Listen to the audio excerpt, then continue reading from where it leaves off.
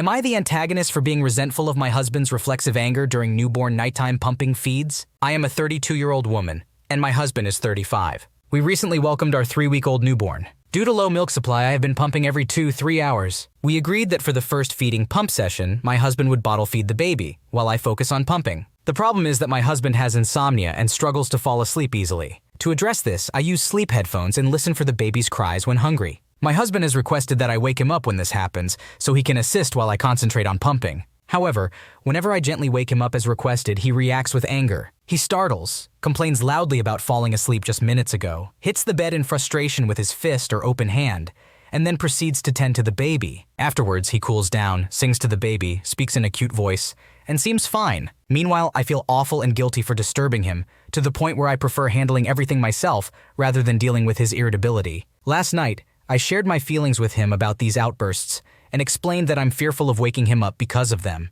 He responded by equating his reaction to a reflex, like a knee-jerk response to being hit with a hammer, and suggested I should accept that this is inevitable. Currently, it's 2 a.m. and I wake him up as usual. He goes through his angry routine while I begin pumping. After he calms down, he re-enters the room in a positive and cheerful manner, even lightly joking about how upset I seemingly am and unable to get over it. In response, I admit that I am over it, but maintain a somewhat curt manner. This triggers another wave of anger from him, claiming that although he can't sleep while I can, I am the one entitled to wear an angry expression. He takes the baby to the bedroom and slams the door. After he finishes feeding the baby, I inform him that I'll sleep elsewhere for the night. He asks me once again to wake him up when the baby wakes up, but requests, word for word, if I can ignore his initial anger for the first 15 seconds upon waking him. He feels he has done a good job so far and believes he deserves that courtesy. He adds, "I need you to be a big girl." I resent the fact that the responsibility lies with me to get over his outbursts. However, I do acknowledge that his bursts are brief and that he does wake up to help me during this challenging period when both of us are sleep deprived. He does a wonderful job supporting us and my emotional well-being throughout the rest of the day. Therefore,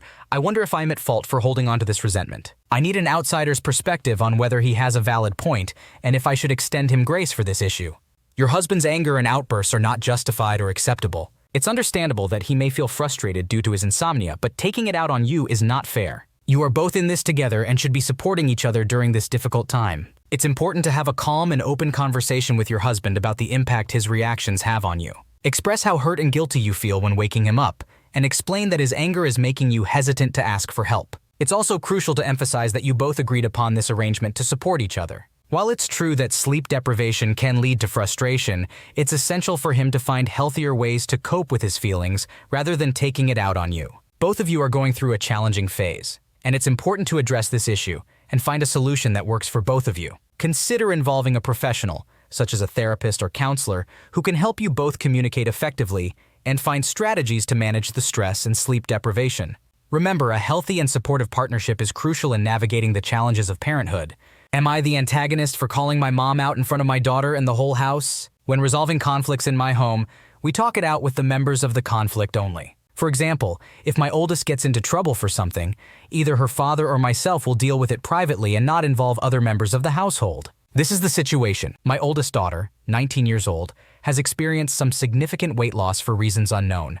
We are currently working with doctors for this issue, and she's become a little self-conscious about it. I overheard my mother make a comment to her about how thin she was. I walked into the room and asked my daughter to please go to her room, and she did. I then politely told my mother to keep her comments to herself as it is uncomfortable for my daughter. She acted offended, but agreed to not say anything. A couple of weeks later, I heard her say something again to my daughter, and I again told her not to do that after my daughter left the room. She told me she was just concerned, and I said that was fine, but if she wants to voice her opinion, she can talk to me, but stop making comments to my daughter. Once again, she agreed, and I left it alone. Then today, I heard her again, and I just lost my temper on her in front of my daughter and basically the whole house. I yelled at her to stop making comments about my daughter's body. I asked you politely and privately twice now, and obviously you don't want to listen. This is beyond concern, and at this point, you're body shaming her, and I will not tolerate it. If you cannot control your mouth, then you need to leave my home. She left the room with her crocodile tears and went to her room. She later came to me and said I humiliated her when she was just concerned,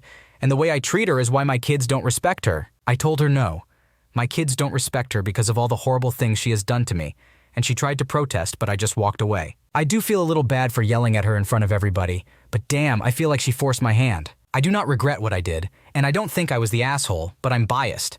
So was I the asshole? You were not the a-hole for standing up for your daughter and addressing your mother's inappropriate comments. You tried to handle the situation privately and calmly on multiple occasions, but your mother continued to ignore your requests. Yelling at her in front of everyone may not have been the most ideal way to handle it, but it seems like you reached your breaking point. It's important to prioritize your daughter's well-being and protect her from body shaming. It's also clear that there is a history of strained relationship between you and your mother, so it's understandable that emotions were running high. It might be a good idea to consider finding alternative living arrangements for your mother if the conflicts persist. Am I the antagonist for canceling Christmas? Fully expecting to get torn to shreds, but oh well. Saw a similar post a while back and thought I'd throw my hat in since I am genuinely wondering. Myself and my husband, in our 40s, female and male, have been hosting Christmas for a few years. There's a lot of mental illness in both sides of our family, so we are pretty low contact. However, we host because none of the other family members have a big enough house for everyone to fit, due to the aforementioned reasons and poor financial decisions. Our house is not even that huge,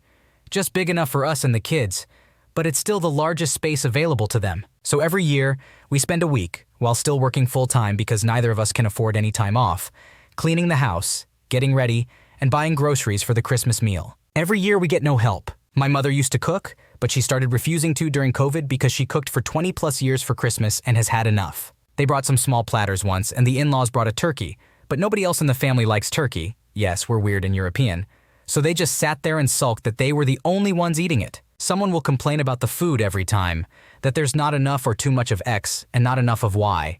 Or why didn't we get Z, and why do they have to bring their own drinks this year, on and on. The children only eat mac and cheese or chicken nuggets and refuse to eat or throw a fit if we don't have any, so we have to make those too. I have to entertain the children because everyone else just ignores them. We end up broke, with our house trashed and our kids miserable and throwing tantrums because the others are too, and all around it's just not a fun experience. So hubby is over it.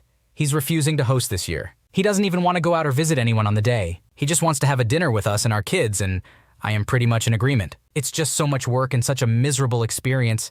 But the parents are all guilting us and complaining that nobody will help clean their house or cook so they can have it there. I said they can have Christmas wherever they like, but we would like a year off from doing any work or going anywhere. They're telling me we are assholes because Christmas is about family, and I shouldn't let other people's negative attitudes get in the way of having a nice time with family. I should ignore the complaints and just suck it up for the sake of the kids, who don't enjoy it anyway, and family time. It's only once a year, and I should rise above my own resentments. So I ask, am I the asshole for not wanting to do that this year? It's understandable that you and your husband are tired of hosting Christmas every year, especially considering the lack of help and the negative attitudes from your family members. It's unfair for them to guilt-trip you into continuing to host when it clearly takes a toll on you, your husband, and your children. It's important to prioritize your own well-being and the happiness of your immediate family. Taking a year off from hosting and having a peaceful dinner with just your family is completely reasonable and should be respected. Am I the antagonist for defending my wife's classism? When I, 38-year-old male, was 10 years old,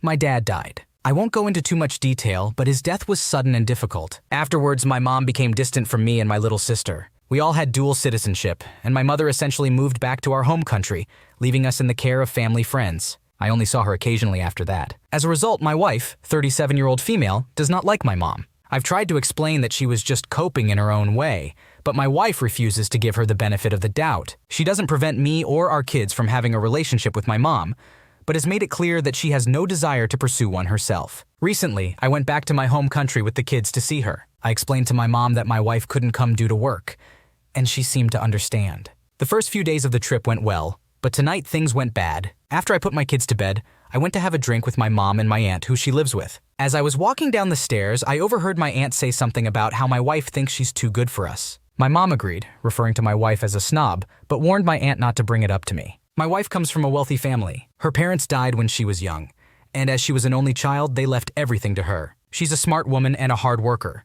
but she enjoys the finer things in life and isn't ashamed of that fact. In comparison, my family is solidly middle class and more down to earth. Obviously, there's a class difference there, but my wife has never been rude to my mother regarding this topic. This bothered me, and I demanded to know what my mom and aunt were saying. They clearly didn't expect me to hear any of it, and my mom became apologetic, but my aunt said that my wife's refusal to interact with them is because she thinks she's better than them. I explained that isn't the case, but my aunt kept pushing the issue. Eventually, my mom said it was fine if my wife felt that way, but I shouldn't defend her classist behavior. At this point, I snapped and said that my wife resents my mom because she wasn't around when I was a kid. My mom and aunt didn't say anything to that, and I went back upstairs. I texted my sister about it, and she said that I should just apologize, but she's always been less confrontational than me. I don't resent my mom for what she did when I was a kid, and I feel bad for snapping at her, but the way she was speaking about my wife was upsetting, and it was clear she and my aunt had gossiped about her before. I probably could have handled it better, but at that moment, all I cared about was defending my wife. I don't want to apologize for that,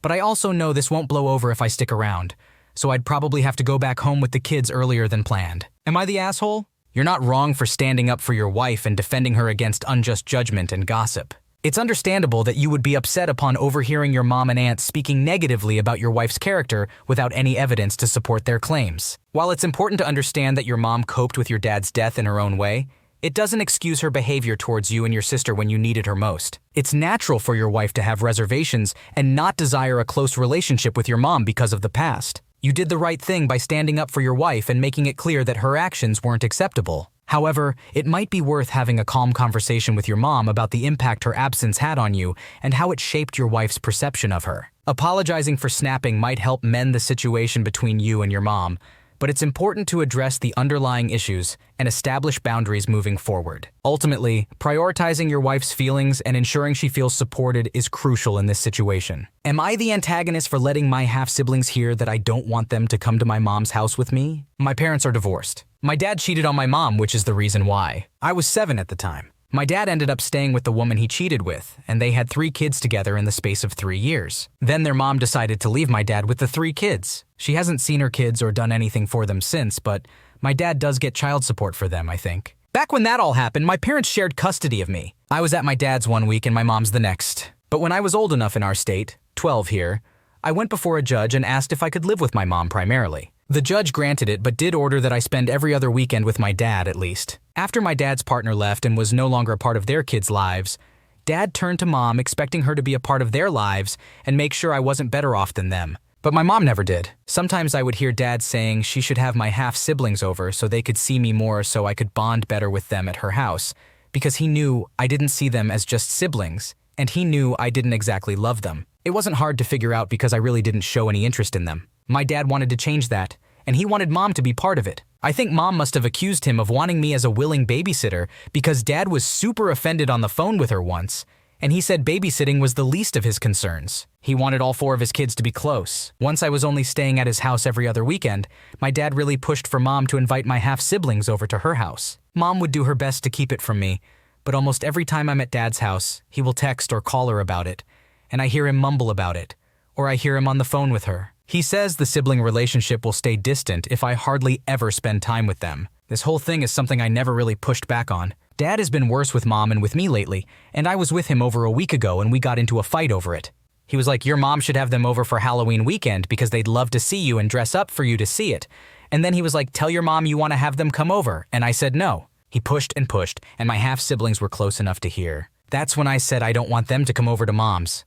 I never wanted them to come over. I told Dad I wouldn't care if I never saw them again. Dad yelled at me and then I yelled back. It was only after a few minutes we realized the kids heard because they had started to cry. Dad told me I should be ashamed for saying what I did where they could hear. He texted me all through last week about it as well and told me he was ashamed of my behavior. Am I the asshole? You have a right to your own feelings and preferences when it comes to your relationship with your half-siblings. It seems like your dad is putting a lot of pressure on you to bond with them, which is understandable given the circumstances, but ultimately it should be your choice. It's important for your dad to understand that forcing these relationships might not be healthy or beneficial for anyone involved. Relationships, especially between siblings, should develop naturally and cannot be forced. It's not fair for your dad to expect your mom to step up and make up for the absence of their mother in their lives. Your mom may have her own reasons for not wanting to have them over as well. It's unfortunate that the situation escalated to the point where the kids overheard your argument, but it seems like a consequence of your dad pressuring the situation. It's important for your dad to consider the impact of his actions on everyone involved,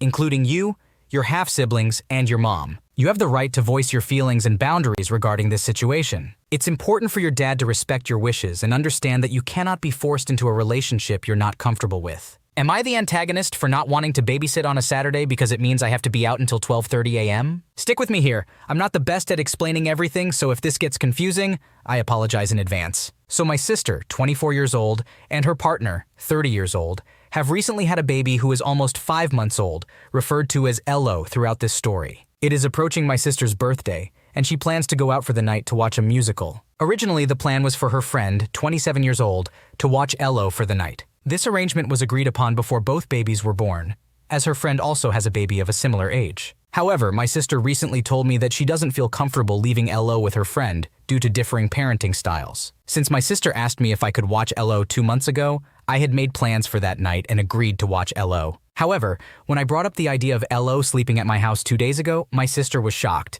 and stated that she wasn't ready for Elo to sleep out yet. I understand her hesitation in letting her baby stay out, but this was the original plan that she seemed comfortable with, except for having someone else watch her. So, I asked about the timing of the outing, and my sister informed me that the musical starts at 7:30 p.m. and lasts for approximately 2 hours and 55 minutes, basically 3 hours, meaning they would be out until around 10:30 p.m. They would then need to Uber home, which would take a minimum of 45 minutes, putting them home at the earliest scenario at 11:45 p.m. When I pointed out that this timeline is a bit unreasonable because we would then have to drive back home not getting in until around 12:30 a.m., she responded with, "Well, in the past few Saturdays, you've been out until midnight anyway, so what's the difference of one more when you're spending time with Elo? It should be an easy yes, and it's my birthday. You get every Saturday to yourself, I'm just asking for one. Don't I deserve that?" I found this response completely unjust as she made the decision to have a baby. It is not my responsibility/problem that she doesn't have weekends to herself anymore. Furthermore, I am available during the week at least once to help them have a break. I arrive at 6 p.m. after work and completely take over until the next day when I leave. Her comment hurt my feelings deeply, but she doesn't think there's anything wrong with it and still believes that I owe her the weekend. Am I the one in the wrong here? Your sister initially asked her friend to watch the baby for the night, but then changed her mind because of different parenting styles. You then agreed to watch the baby, but your sister later changed her mind again and was uncomfortable with the baby sleeping at your house. When you brought up the inconvenience of having to drive back home late at night, your sister made a comment about how you are out until midnight every Saturday anyway, implying that you should be fine with staying out even later for her on her birthday. This comment was hurtful and unfair, as you have been helping out during the weekdays, and it is not your obligation to sacrifice your plans for your sister's birthday. It is understandable that your sister wants to have a special night out for her birthday, but it is not fair for her to expect you to completely rearrange your plans and make accommodations that may not be feasible for you, especially considering her changing preferences and comments. In this scenario, it is important to prioritize open communication and understanding between both parties. Thanks for watching. When you subscribe, make sure to hit the bell to turn on notifications so you never miss a video. To finish listening to all the stories, check out the playlist in the description.